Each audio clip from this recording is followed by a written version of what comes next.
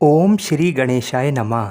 जय श्री राधे कृष्ण मित्रों वैशाख मास महात्म्य के आज के इस भाग में हम श्री शिव महापुराण की कथा को सुनेंगे।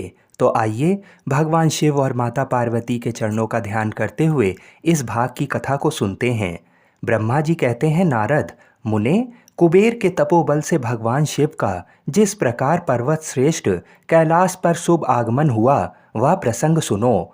कुबेर को वर देने वाले विश्वेश्वर शिव जब उन्हें निधिपति होने का वर देकर अपने उत्तम स्थान को चले गए, तब उन्होंने मन ही मन इस प्रकार विचार किया, ब्रह्मा जी के ललाट से जिनका प्रादुर्भाव हुआ है तथा जो प्रलय का कार्य संभालते हैं, वे रुद्र मेरे पूर्ण स्वरूप हैं। अतः उन्हीं के रूप में मैं गुहा को के निवास स्थान कैलाश पर्वत को जाऊंगा। उन्हीं के रूप में मैं कुबेर का मित्र बनकर उसी पर्वत पर विलास पूर्वक रहूंगा और बड़ा भारी तप करूंगा। शिव की इस इच्छा का चिंतन करके उन रुद्रदेव ने कैलाश जाने के लिए उत्सुक डमरू बजाया। डमरू की वह ध्वनि जो उत्साह बढ़ाने वाली थी, तीनों लोकों में व्याप्त हो गई। उसका विचित्र एवं गंभीर शब्द आवाहन की गति से युक्त था, अर्थात सुनने वालों को अपने पास आने के लिए प्रेरणा दे रहा था। उस ध्वनि को सुनकर मैं तथा श्री विष्णु आदि सभी देवता, ऋषि, मूर्तिमान आगम निगम और सिद्ध वहां आ पहुँचे। देवता और असुर आदि सब लोग बड़े उत्साह में भर कर वहां आए। भगवान शिव के समस्त पार्षद तथा सर्वलोक वंदित महाभाग गणपाल जहां कहीं भी थे वहां से आ गए। इतना कहकर ब्रह्मा जी ने वहां आए हुए गणपालों का नाम उल्लेख पूर्वक विस्तृत परिचय दिया। फिर इस प्रकार कहना आरंभ किया। वे बोले, वहां असंख्य महाबली गणपाल पधारे। वे सब के सब सहस्त्रों भुजाओं से युक्त थे और मस्तक पर जटा का ही मुकुट धारण किए हुए थे। सभी चंद्रचूर्ण, नीलकंठ और त्रिलोचन थे। हार, कुंडल, केयूर तथा मुकुट आदि से अलंकृत थे। वे मेरे श्री विष्णु के तथा इंद्र के समान तेजस्वी जान पड़ते थे।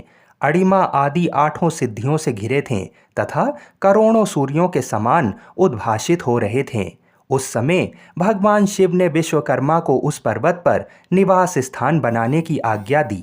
अनेक भक्तों के साथ अपने और दूसरों के रहने के लिए यथा योग्य आवास तैयार करने का आदेश दिया। मुने, तब विश्वकर्मा ने भगवान शिव की आज्ञा के अनुसार उस पर्वत पर जाकर शीघ्र ही नाना प्रकार के ग्रहों की रचना की। फिर श्री हरि की प्रार्थना से कुबेर पर अनुग्रह करके भगवान शिव सानंद कैलाश पर्वत पर गए। उत्तम मुहूर्त में अपने स्थान में प्रवेश करके भक्त वत्सल परमेश्वर शिव ने सबको प्रेम दान दे सनाथ किया। इसके बाद आनंद से भरे हुए श्री विष्णु आदि समस्त देवताओं, मुनियों और सिद्धों ने शिव का प्रसन्नतापूर्वक अभिषेक किया। हाथों में नाना प्रकार की भेंटें लेकर सबने क्रमशः उनका पूजन किया और बड़े उत्सव के साथ उनकी आरती उतारी। मुने, उस समय आकाश से फूलों की वर्षा हुई जो मंगल सूचक थी। सब ओर जय जयकार और नमस्कार के शब्द गूंजने लगे। महान उत्साह फैला हुआ था जो सबके सुख को बढ़ा रहा था। उस समय सिंहासन पर बैठकर श्री विष्णु आदि सभी देवताओं द्वारा की हुई यथोचित सेवा को बारंबार ग्रहण करते हुए भगवान शिव बड़ी शोभा पा रहे थे।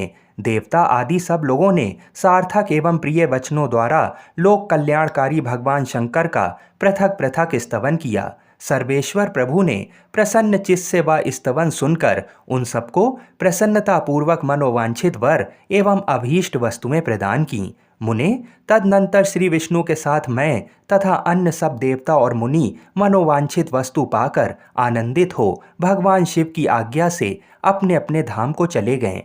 कुबेर भी शिव की आज्ञा से प्रसन्नतापूर्वक अपने स्थान को गए। फिर वे भगवान शंभु जो सर्वथा स्वतंत्र हैं, योग परायण एवं ध्यान तत्पर हो, पर्वत प्रवर कैलाश पर रहने लगे। कुछ काल बिना पत्नी के ही बिताकर परमेश्वर शिव ने दक्ष कन्या सती को पत्नी रूप में प्राप्त किया। देवर्षि फिर वे महेश्वर दक्ष कुमारी सती के साथ विहार करने लगे और लोक आचार परायण हो सुख का अनुभव करने लगे। मुनीश्वर, इस प्रकार मैंने तुमसे ये रुद्र के अवतार का वर्णन किया है, साथ ही उनके कैलाश पर आगमन और कुबेर के साथ मैत्री का भी प्रसंग सुनाया है।